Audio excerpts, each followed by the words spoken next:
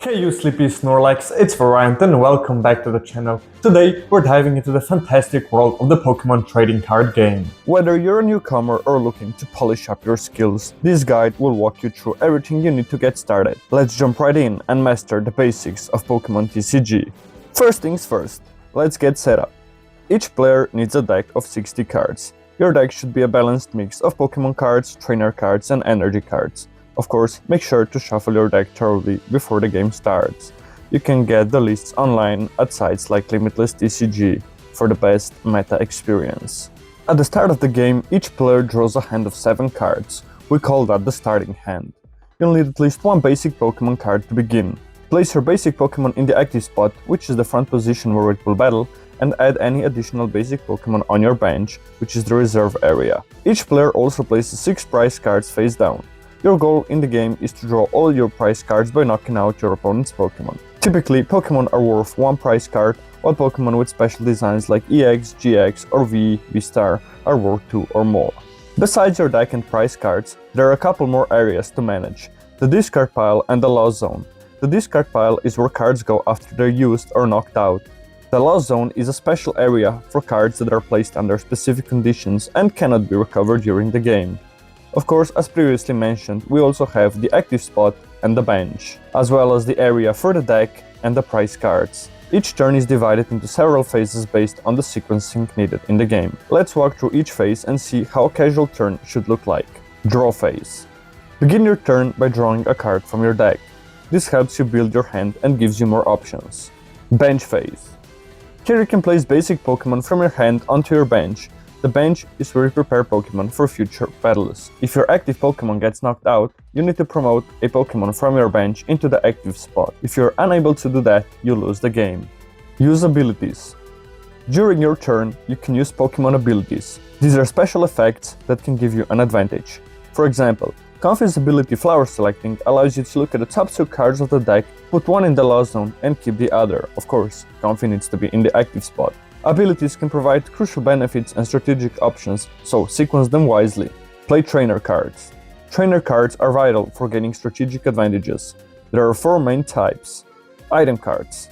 These cards let you perform actions like drawing extra cards, searching your deck, or accelerating energy. For example, a switch card allows you to swap out a basic Pokémon in the active spot with a Pokémon on the bench while healing 30 damage off of it. Tool cards. These cards can be attached to Pokémon to give you extra possibilities during the match. From lowering the retreat cost to a HP boost, each tool provides a specific attribute that each Pokémon can have only one tool attached. For example, the Forest Sealstone, if it's attached to a V Pokémon, allows you to use the V-Star power and grab any card from your deck. During your turn, you can play unlimited number of item and tool cards from your hand. Supporter cards. These cards provide powerful effects that can help you draw more cards. Shuffle your hand into your deck or disrupt your opponent. Chorus Experiment is a great example. You can look at the top 5 cards of your deck, put 3 in your hand and put 2 in the loss zone. It fuels the loss zone engine while also allowing you to draw new cards. Stadium cards. These cards stay in play and provide ongoing effects that can impact both players.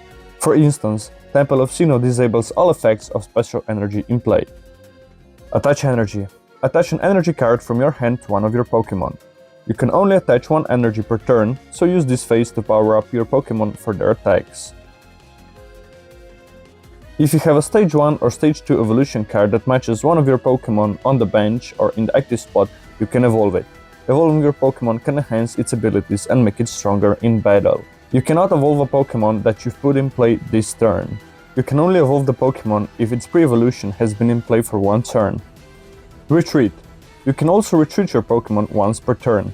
Each Pokémon has a required energy retreat cost noted on the card, but you can avoid that action by using a switch, for example. Attack. Finally, choose an attack from your active Pokémon's moveset and declare it. When you attack, you deal damage to your opponent's active Pokémon.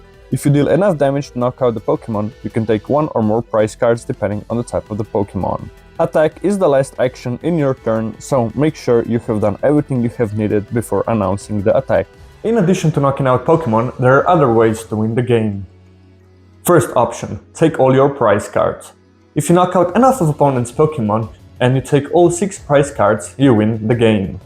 Second option is decking out your opponent.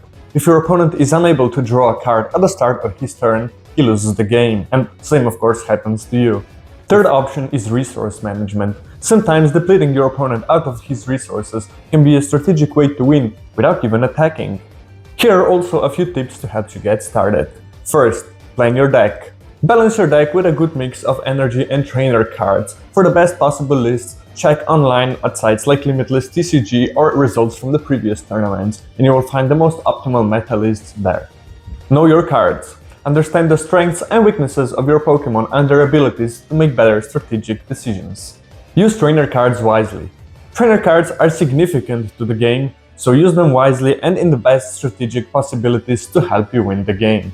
And that's our detailed guide to the Pokémon Trading Card Game. I hope you have enjoyed this video and learned as much as you can from it. If you have any questions, please make sure to comment and I will answer them truthfully. And until next time, happy battling and have fun! Goodbye.